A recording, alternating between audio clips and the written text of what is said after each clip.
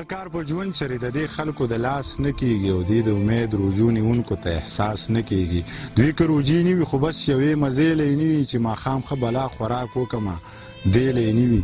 یا یې بوډا پلار راپاسی یا یې بوډۍ مور راپاسی سحر وده شي روژه ماتې لی په زور راپاسی. که روژه دا وي په څاروو درله روجې نیومه په دې کچرو او په دې خرو درله روجې نیومه. زموږ د کلي د ملا هم څو خبرې زده دي زموږ د کلي د ملا هم څو خبرې زده دي. بس د یوسف او زلیخې خبرې ډېرې کوي د اعتکاف او سرسایې خبرې ډېرې کوي.